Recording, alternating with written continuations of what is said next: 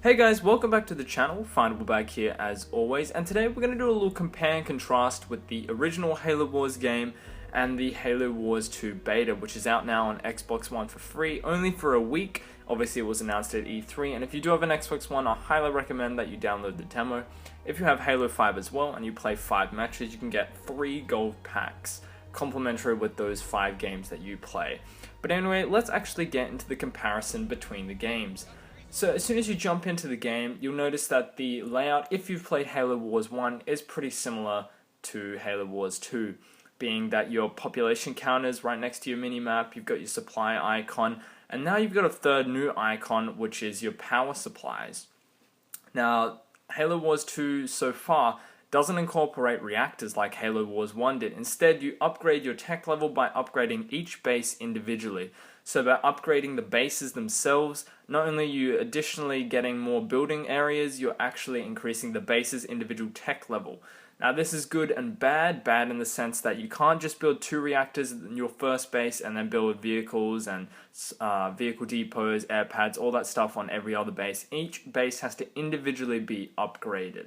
But that also means that the enemies can't just take out your 2 reactors and then you can't build anything. They have to destroy each base individually to destroy your complete tech level. But anyway, let's actually get into the different buildings that are available.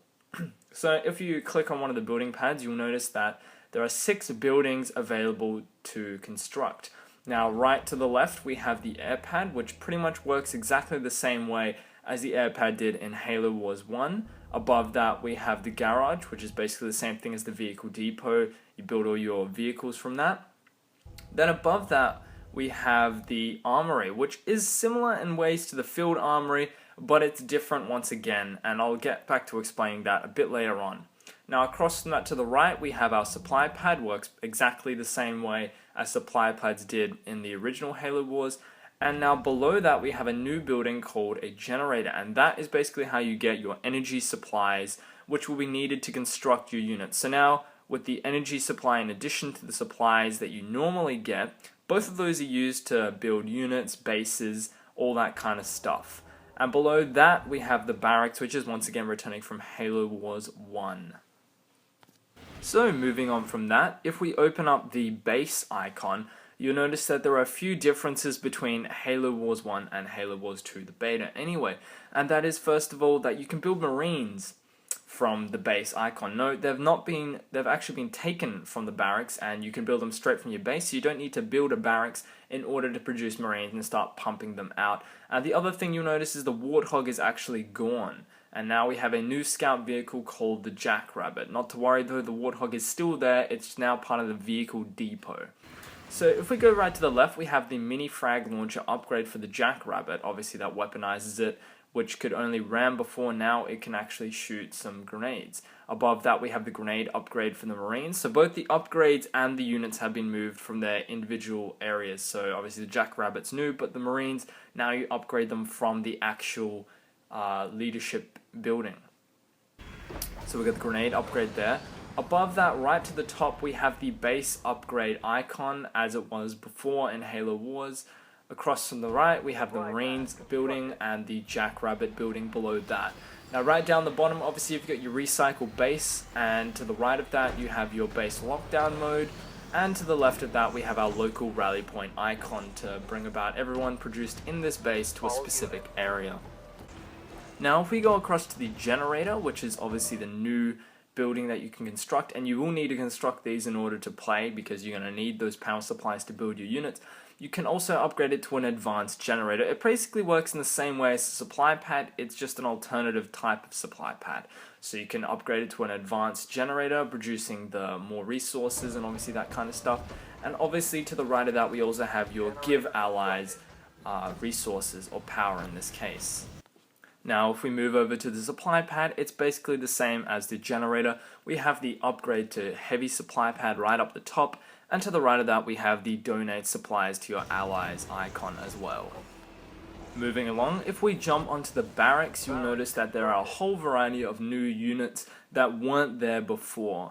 Now right down to the bottom we have the recycle obviously, and to the right of that we have a new unit called the sniper. and basically he's just an anti-infantry, but he works at long range. He's kind of like a Cobra, but an infantry version, and he can be cloaked, and he can also detect cloaked units, which is new to the game. You can obviously cloak your units. Before, only a few units could do it. Now a few can do it as well, but humans now have a cloaked unit. Above that, we have the Cyclops. It looks a bit different from the Cyclops we had before, and this one's weaponized with a machine gun, so that's right above the sniper. Above him, we have the Hell Jumpers, which aren't ODST, they're actually just the flamethrower units. They've just been called something a lot cooler than generic flamethrower units. Now, right at the top, we have a special upgrade icon, which is in fact new to the game. It's an infantry upgrade icon, and this increases your army's upgrade damage by 15% to their damage and 15% to their health. So we have a generalized upgrade for each of these, and this works for the same as Air and Vehicle Depot. Both have individual upgrades to upgrade all units as a whole instead of just the individual upgrades. Now to the left of this, we have a new upgrade for our Hell Jumpers, and that's the dispersion nozzles. So it's just a little weapon upgrade, and it sets your ground on fire. Now below that, we have an upgrade for the Cyclops, and the other thing you might notice is the Cyclops, obviously Sergeant Forge is doubtful that he's going to be in this game, and they've moved Cyclopses over to Captain Cutter, and it's unknown at this moment if it's going to be an individualized unit. I can't really compare and contrast because we don't know the rest of the leaders, apart from one other Covenant Atriox, which I'll cover in another video. So the shock rounds obviously goes for the Cyclops unit and just allows him to destroy vehicles a bit better, and obviously slows them down and increases their damage, as you can see. Now below that, we have an upgrade for our new sniper units, the Stanchion sniper system. So it just gives them a basic weapon upgrade and increased damage, one of those generic upgrades.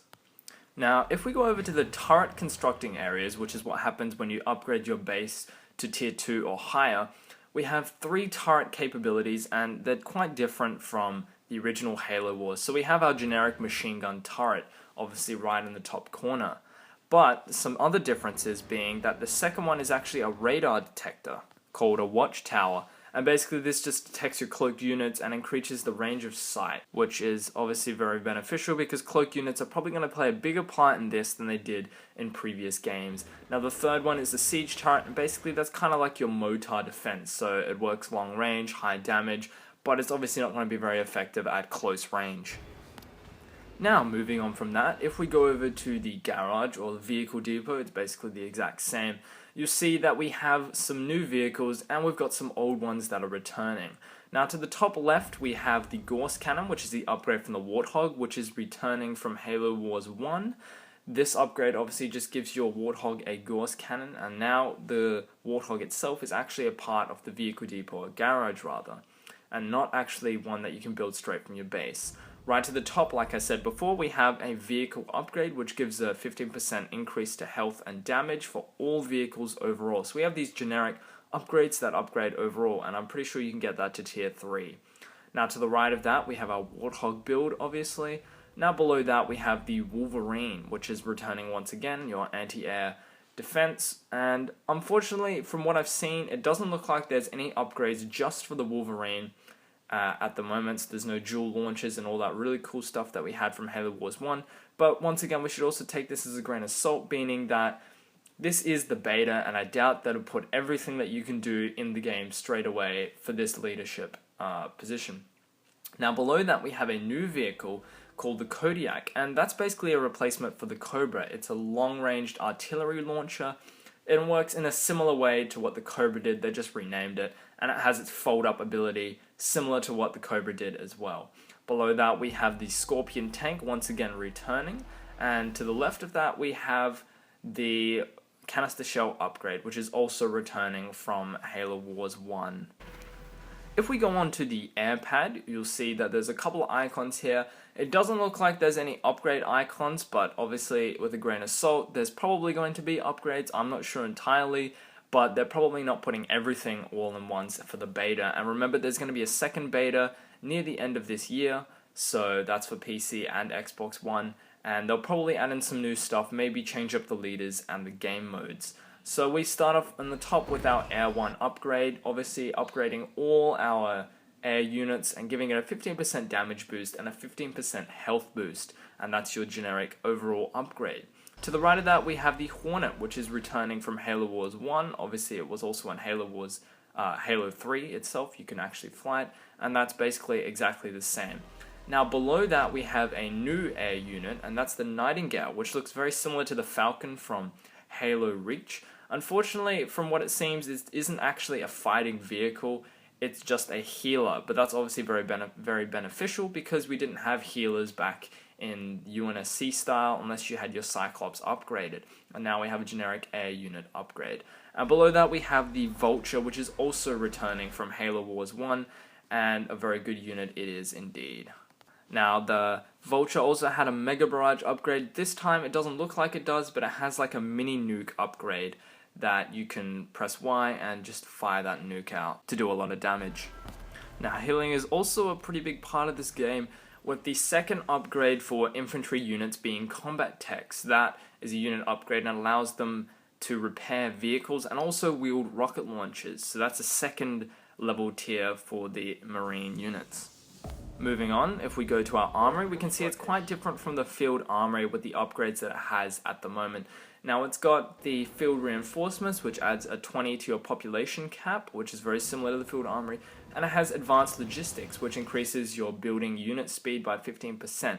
But that's the only upgrades we have. We don't have any Mat Cannon upgrades, we don't have anything like that, and that's because it's actually a lot of that stuff's been moved to the individual unit's leadership powers, which I'll get back into a bit later on.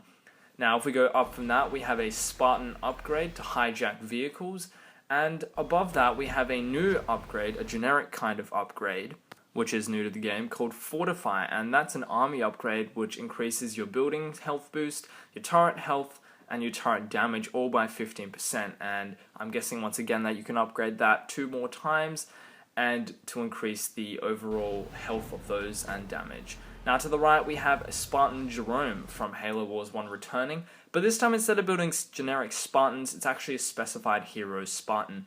And so far in the beta, all you can build is one of them, which is rather unfortunate. I'm hoping that you can build a few more, but we'll have to see and wait for either the later demo or the full game to come out when it comes out in February next year. Now, the second upgrade for the Jackrabbit is Support Drone. Now, I couldn't actually unlock this in the game when I played the demo, and that's because I think it was actually locked at the time. But it basically equips a drone and increases his line of sight, and actually equips a healer, basically, to the Jackrabbit, which will be very useful if you're scouting, and that's one of the things when you go around scouting in a map, especially in Halo Wars 1 with your Warthog, it tends to get damaged, and then you either have to heal it or just leave it dead, pretty much. And having that support drone is obviously going to be very useful for when the full game comes out. Now at the moment also, if we do the canister shell upgrade for the Scorpion, we cannot upgrade it any further, and once again I'm guessing that's because it's the beta and they don't want to see you completely upgrade each of the vehicles. Now the second upgrade for Spartan Jerome is in fact the Spartan Laser, so they moved that from the tier 3 upgrade down to the tier 2, so you can give him the Spartan Laser. Obviously it's going to give him a health boost and a damage boost while it's at it. And the third upgrade for the Spartan himself is in fact Neural Implant, which is usually the third upgrade, and allows him to increase hijack speed and health boost and damage boost. So basically Spartan Jerome is very similar to what he was in the first Halo game. So that's it for all the buildings and the units individually for Captain Cutter and the UNSC. Now obviously I pointed out a few differences, but now we'll move on to the leadership skill tree, which is new to the game. So as you progress through and do different things, maybe build units, kill some stuff, all that kind of thing, you get command points, which are basically just upgrade points for your command tree, which you have to re-upgrade after each match. So there are a variety of different upgrades here, and this is where you get your special leadership abilities. So if we have a look at the command tree, we've got our first one, which is Raid, which just increases the unit's capture and decapture time of different things. Now obviously Halo Wars 2 is bringing a whole bunch of new game modes, and the one that's out at the moment for the beta is Domination, and that basically works the same way that Call of Duty's Domination works, except instead of gaining points, you deduct the enemy's points by having capture zones, and there are 5 instead of 3 like there normally are. The second upgrade is Battle Hardened, so all units gain veterancy at an increased rate, and veterancy obviously allows them to have more health, more damage, and it's very useful for your good units. If we go across, we have Adrenaline, which is faster movement speed for all non-hero infantry, which is very similar to the Field Armoury upgrade that there was in Halo Wars 1. The last one for the Tier 1 upgrades is the Lotus Mine, which you can drop a cluster of Lotus Mines onto the battlefield. So there are a bunch of new powers that you can have. Instead of just having the generic Mach Blast, heal, and that kind of stuff like you did in Halo Wars 1, there are actually a variety of different powers you can get by upgrading different skills, that being one of them. Now below that for Tier 2, we have Raid Tier 2, which enables your Jackrabbits, which is the new scout vehicle to capture points. And across from that, we also have another upgraded one. We have Battle Hardened, again upgraded to number 2, just increasing their veterancy even more. Now across from that, we have the Mach Blast 1, which fires the Spirit of Fire's Mach Cannon at a targeted area. I have to admit, from what I've seen, I think I prefer the old Mach Blast. But once again, it works in a very similar fashion to the other Mach Blast from Halo Wars 1. To the right of that, we have the Med Drones, which is basically just a healing field like we had from Halo Wars 1. For the Tier 3 upgrades, we have an ODST drop. Now, ODST isn't a Marine upgrade like it was in Halo Wars 1. It's actually a command point upgrade. So it drops in an ODST squad to a variety of locations depending on where you place them. Across from that, we have a turret drop, which basically just drops a turret down and it temporarily can attack your enemies until it's destroyed or time runs out. To the right of that again, we have a Mach Blast 2 upgrade, just increasing the damage and range a bit more. And to the right of that again, the last Tier 3 upgrade we have is a Midfield Tier 2 upgrade, obviously increasing its rate of heal, capability and all that kind of stuff. Now if we go into the Tier 4 upgrades, the first one we have there is a Cyclops drop. So you can drop in a veteran Cyclops into battle, which will obviously be very cool and very useful. To the right of that we have a turret upgrade, increasing its damage a bit more and its range, so make that a Tier 2 upgrade for the turret drop. Across from that, once again, we have the Tier 3 Mach Blast upgrade, increasing its range and damage once again. And across from that, we have the final Tier 3 healing upgrade, which obviously allows you to heal faster, longer, and all that kind of stuff. Now for the Tier 5 upgrades, which are individual on their own, I think one of the coolest things you can get, the first one being a close air support. So you can call in some Pelican gunships to kind of sweep a targeted area, kind of like an airstrike, which I think is really awesome and totally new to Halo Wars 2. And the final upgrade for Tier 5 for Captain Carter is ODST Assault Group. So like I said, you can't launch 10 ODST pods like you could before in Halo Wars 1, but the final upgrade is an ODST Assault Group. So you can drop in 2 Cyclops, 2 ODST, a Scorpion, and a Wolverine. So imagine being able to do that, just drop that into your enemy's base and boost in a squad of troops. And that is a really cool leadership power. So that's it for the video today. I hope you enjoyed it, and just a bit of a comparison between Captain Carter and the UNSC, what they are now and what they were. Obviously take it with a grain of salt because a lot of things may change. We're still well over 6 months away from the release of the full game, and there's probably a lot of stuff that they haven't actually put in for the unit upgrades and things like that. So if you enjoyed the video, please hit a like, subscribe, all that kind of stuff. There'll be another video coming soon on Atriox and how he works and the differences between him and the Covenant. But anyways, I guess I'll catch you guys next time in another video.